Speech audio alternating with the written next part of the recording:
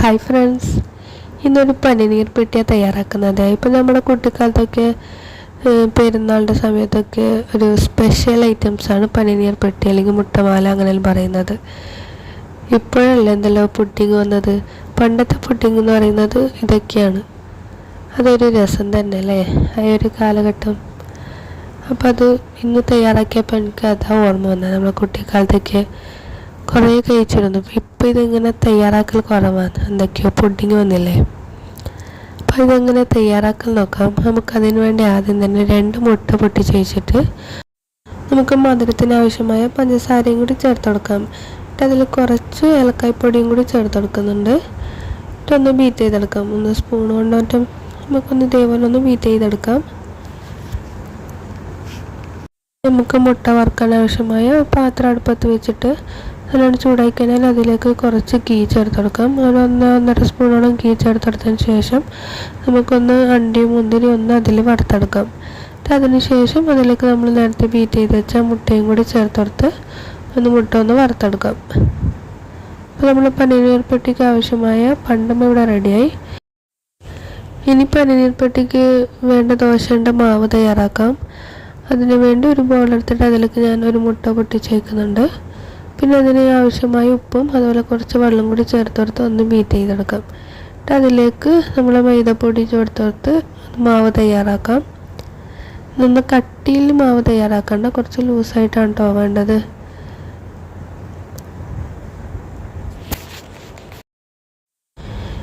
ഇനി നമുക്കിത് എന്ത് ചെയ്യാം, ദോശ ചുട്ടെടുക്കാം. ആദ്യം തന്നെ ഒരു ചെറിയ ദോശയാണ് കേട്ടോ തയ്യാറാക്കുന്നത്.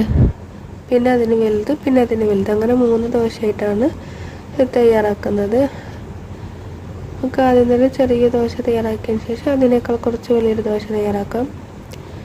ഇനി എന്ത് ചെയ്യാം, നമ്മൾ ഈ ദോശക്കകത്ത് നമ്മൾ മുട്ടപ്പണ്ടുണ്ടല്ലോ അത് വെച്ചെടുത്തിട്ട് ഇതേപോലെ ഒരു ബോക്സ് രൂപത്തിലായിട്ട് ഇതൊന്ന് മടക്കിയെടുക്കാം.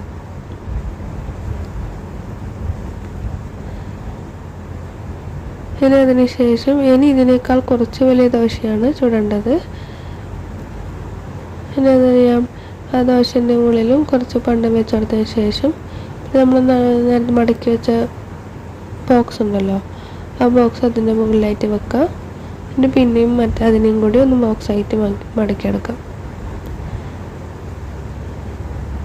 ഇനി ഇതിനേക്കാൾ വലിയൊരു ദോശ ചുട്ടിട്ട് നമുക്ക് ഇതേപോലെ ഒന്നും കൂടി ചെയ്തെടുക്കാം.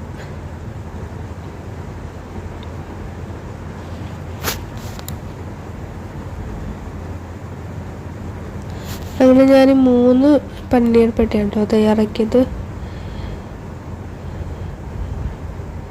നിങ്ങൾക്ക് ഇപ്പോൾ എത്ര ലെയർ വേണമെന്നുണ്ടെങ്കിൽ അങ്ങനെ തയ്യാറാക്കാം. ഞാൻ ഇവിടെ 3 ലെയറിലാണ് തയ്യാറാക്കിയത്. അങ്ങനെ 3 പനീർ പെട്ടി തയ്യാറാക്കിയെടുത്തിട്ടുണ്ട്.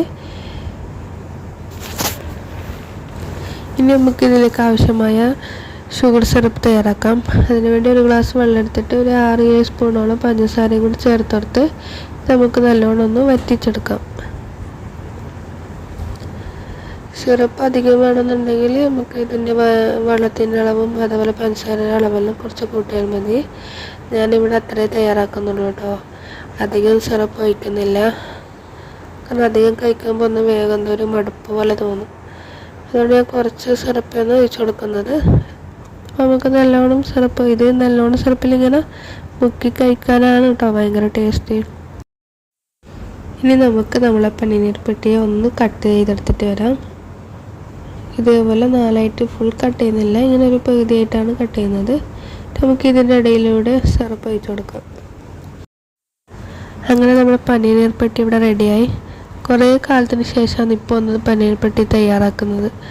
അതുകൊണ്ട് തന്നെ എന്നറിയില്ല, എന്തോ ഒരു ടേസ്റ്റ് ഒരു കൂടിയ പോലെ നല്ല ടേസ്റ്റ് ഉണ്ട് കഴിക്കാൻ. പുഡിങ്ങൊക്കെ വന്ന ശേഷം ഇതിനൊന്ന് ബാക്കോട്ട് അടിച്ചതാണ്. അപ്പോൾ എല്ലാവരും ഒന്ന് ട്രൈ ചെയ്ത് നോക്കുക. എല്ലാവരും കഴിച്ചിട്ടും മിക്കവാറും കഴിച്ചിട്ടുണ്ടാവും. ഇതറിയാത്തവരൊന്നും ആരും ഉണ്ടാകാൻ സാധ്യതയില്ല.